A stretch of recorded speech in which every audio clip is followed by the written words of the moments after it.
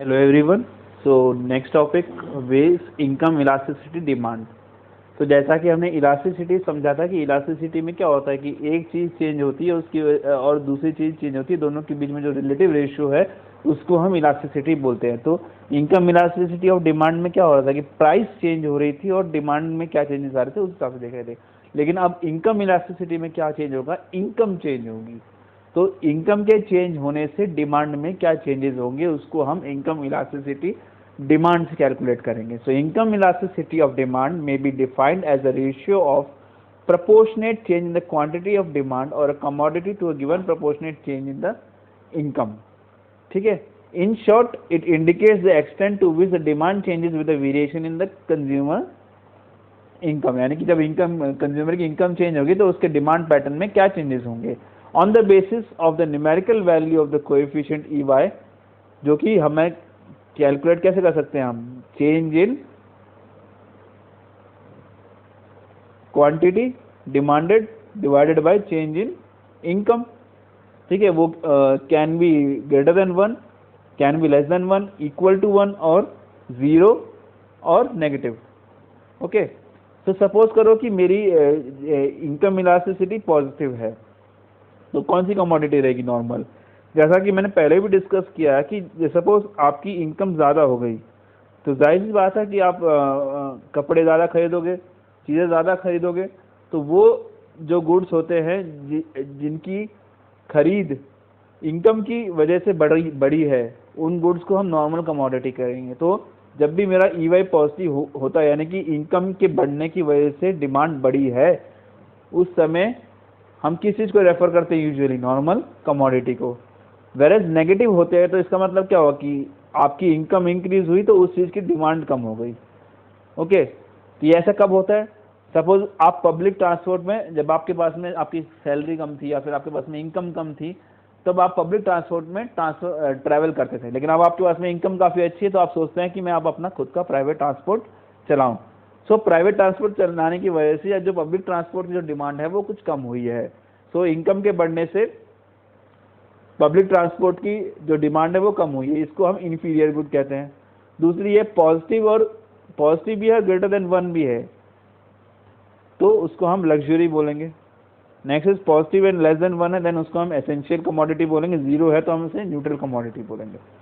ठीक है, सो practical application क्या होगा इनकम इलास्टिसिटी ऑफ डिमांड का, it helps in determining the rate of growth of firm, यानी ग्रोथ की दर वो बढ़ेगी या घटेगी वो हम डिटरमाइन कर सकते हैं इनकम इलास्टिसिटी ऑफ डिमांड से। So if the growth rate of the economy and income growth rate of the people is reasonably forecasted, in that case it is possible to predict expected increase in the sales of firm and vice versa.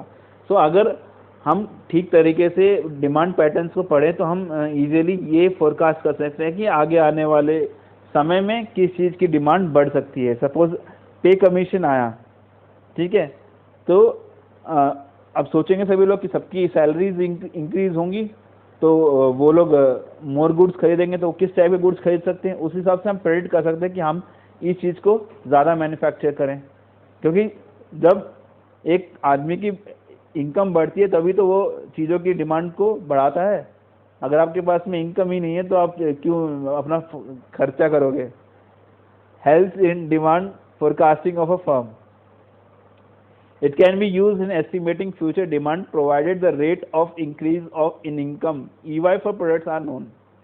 ठीक है, सो अगर आपके पास में income elasticity की information है तो हम ये बता सकते हैं कि आगे डिमांड क्या होगी on the basis of increase in income. Thus it helps in demand forecasting activities of firm.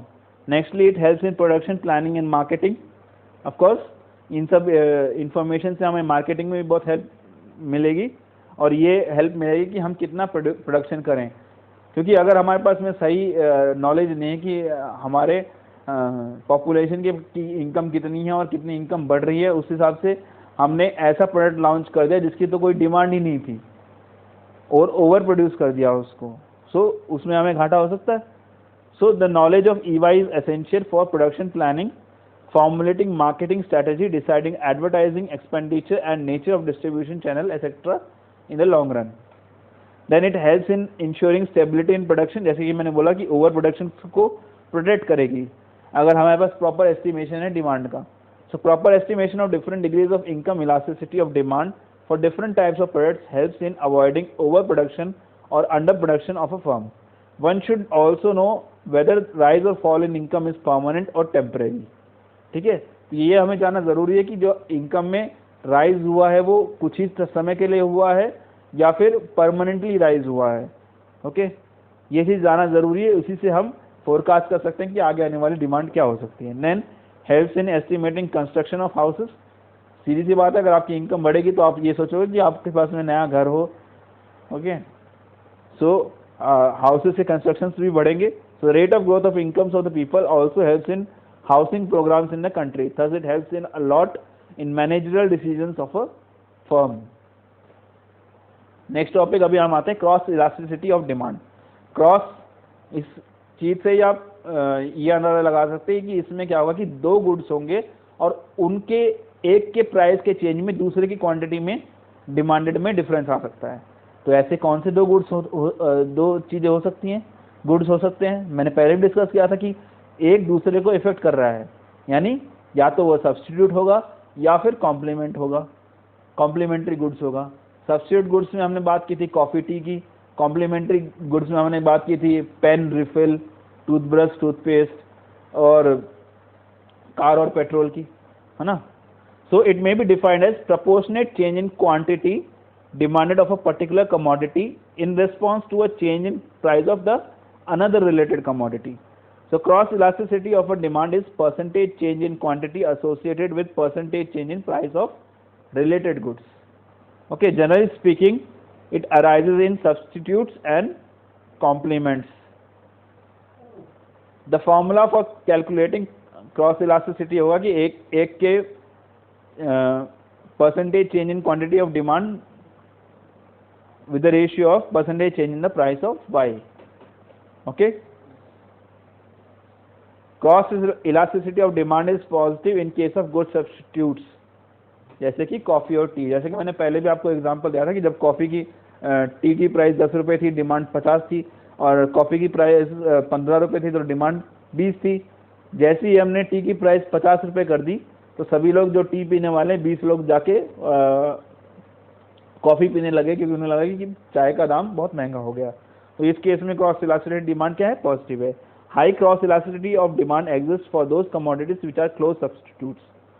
The cross elasticity is zero when commodities are independent of each other. जब एक दूसरे को डिपेंडेंट नहीं करते तब क्रॉस इलास्टिसिटी हमारी क्या होती है, जीरो होती है. जैसे कि एग्जांपल आप लोग stainless steel, aluminium vessel etcetera. Cross elasticity between two goods is negative when they are complementary. In cases, rise in the price of one will lead to fall in the quantity demanded of another commodity. For example, car and petrol, pen and ink, etc. So what will be the practical application? It accurate measures helps at the firm level, accurately measures the cross elasticity available. मतलब cross elasticity अगर आपके पास में accurate measurement है, then firm can forecast the demand for its product and can adopt necessary safeguard against fluctuating price of substitutes and complements. यानी कि आपके पास में अगर सही इन्फॉर्मेशन है कि क्या कैसे कैसे चेंज हो रहा है तो आप सब्स्टिट्यूट्स और कॉम्प्लीमेंट्स के ऊपर सही निर्णय ले सकते हैं कि उनको कैसे आप प्रोडक्शन करें.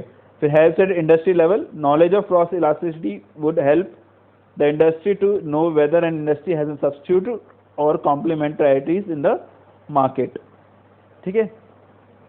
Thus, it helps in formulating various alternative business strategies to promote different items in the market. Thank you very much.